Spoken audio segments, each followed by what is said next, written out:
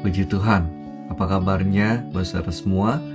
Saya berdoa saudara semua dalam keadaan baik dan diberkati oleh Tuhan. Kita akan mendengarkan renungan firman Tuhan.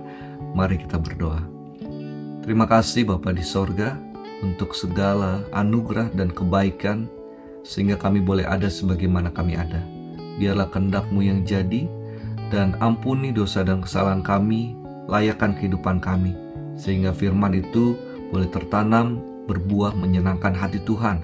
Urapan Tuhan kami pohonkan menjadi bagian kehidupan kami, dan kuasa gelapan roh jahat kami patahkan hancurkan dalam nama Yesus. Pergi dari hati dan pikiran kami, hanya kepada firman dan Roh Kudus kami serahkan hati dan pikiran kami. Kami sambut firman-Mu, bersyukur dalam nama Tuhan Yesus Kristus. Haleluya. Amin.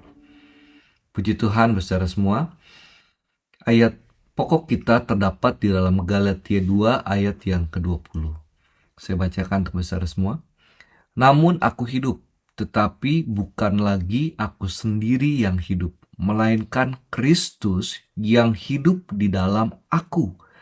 Dan hidupku yang kuhidupi sekarang di dalam daging adalah hidup oleh iman dalam Anak Allah yang telah mengasihi aku dan menyerahkan dirinya untuk aku. Tema bulan ini adalah kita mempelajari tentang identitas diri kita. Bukan KTP, tetapi identitas dalam Kristus menjadi ciptaan baru. Hal yang kita bahas adalah identitas sejati kita adalah Kristus yang hidup dalam kita. Dari sanalah kita menemukan keutuhan hidup.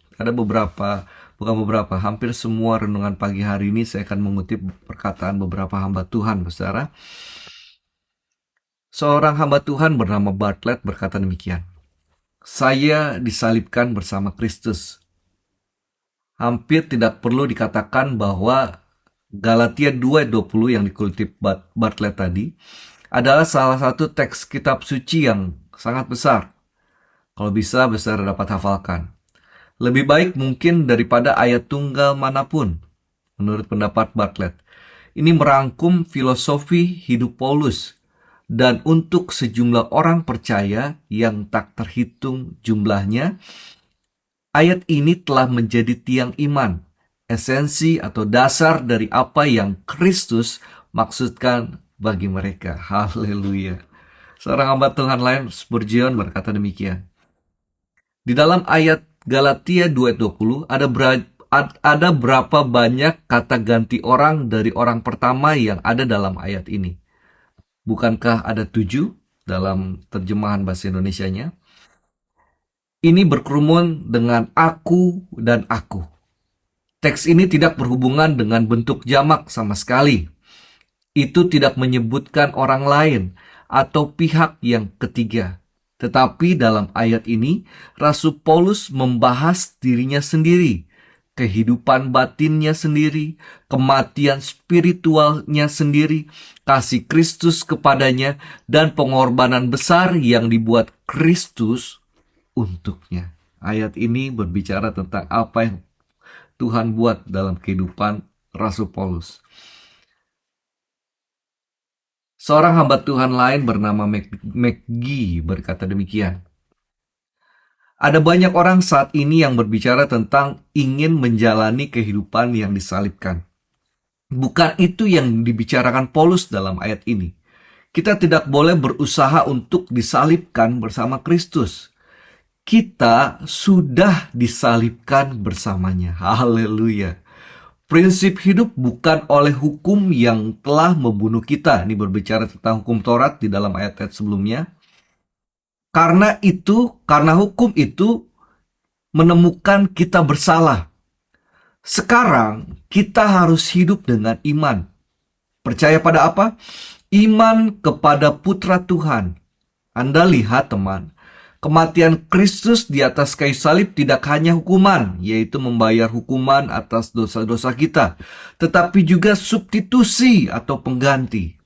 Dia bukan hanya korban untuk dosa, dia adalah pengganti bagi semua orang yang percaya.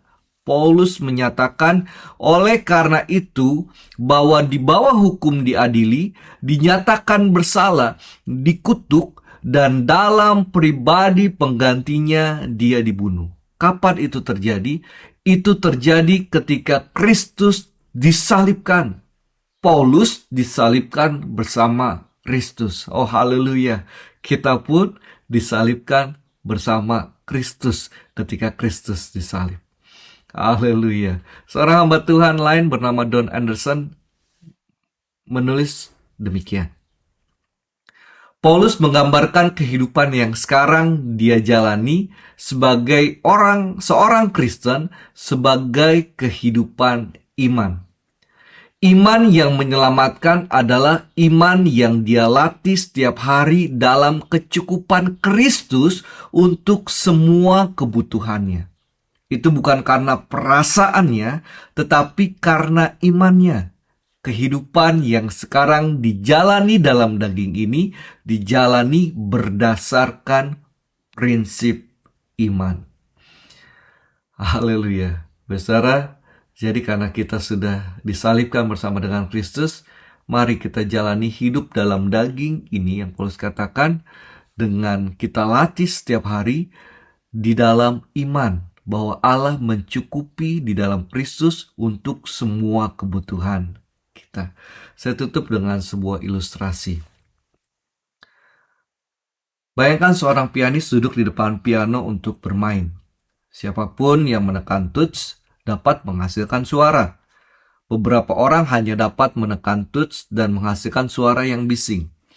Tetapi beberapa orang dapat duduk depan piano itu dan dengan menyentuh nada yang tepat, memainkan nada yang tepat bersama-sama dengan kombinasi tertentu, dapat menghasilkan suara yang merdu dan harmonis. Sekarang saudara bayangkan, seseorang duduk di depan piano dengan tangannya di atas tuts.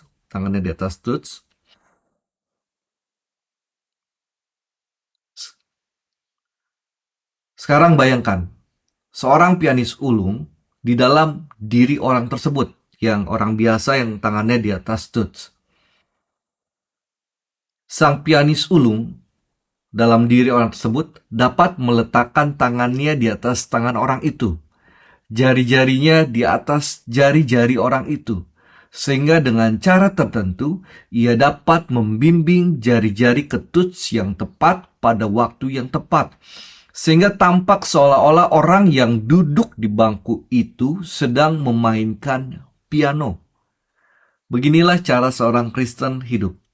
Kristus Yesus ada dalam dirinya, menggerakkan orang Kristen tentang apa yang harus dilakukannya dan bagaimana melakukannya. Kapan harus mengatakannya dan bagaimana mengatakannya. Seorang Kristen di rumah bertindak sesuai dengan tuntunan hatinya. Seorang wanita Kristen di masyarakat bertindak sesuai dengan tuntunan hatinya. Seorang pemuda Kristen di sekolah bertindak sesuai dengan tuntunan hatinya. Hal ini karena orang Kristen dipimpin dari dalam oleh Roh Kudus Allah yang menjadikan hal-hal tentang Kristus nyata baginya. Kristus hidup di dalamku.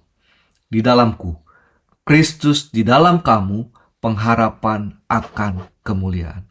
Sebagai perenungan, apakah hidupku sudah mencerminkan Kristus? Komitmen apa yang akan Bapak Ibu Saudara aku ambil untuk hidup dalam identitas baruku, yaitu hidup di dalam Kristus. Haleluya, puji Tuhan. Kita telah menjadi ciptaan baru. Mari kita hidup dalam pimpinan Roh Kudus, dalam pimpinan Kristus untuk pengharapan akan kemuliaan di dalam Kristus Yesus. Firman Allah tidak saya panjangkan, kiranya renungan pagi ini boleh menjadi berkat bagi saudara semua. Mari kita berdoa. Kami bersyukur kepada Tuhan untuk kebenaran rahasia firman Tuhan yang telah dibukakan. Kami telah mati bersama dengan Kristus dan tetap mati di dalam Kristus, dan hidup yang kami hidupi sekarang adalah hidup di dalam Kristus, di dalam anugerah kebaikan Putra Tuhan yang tunggal, yaitu Tuhan Yesus Kristus. Sebab itu Tuhan, tolong kami, sehingga kami dapat hidup di dalam identitas yang baru, identitas di dalam Kristus. Setiap langkah pikiran hati kami dituntun oleh Roh Kudus untuk kemuliaan Tuhan Yesus Kristus. Berkati hari ini, berkati rumah tangga kami, berkati pekerjaan kami, berkati usaha kami, berkati masa depan kami. Dan mereka yang sakit pun mau berdoa, biarlah tangan Tuhan yang berlubang paku boleh terulur dan menjamah. Di dalam nama Tuhan Yesus Kristus, jadi kuat, jadi sehat dalam pertolongan dan kemurahan Tuhan.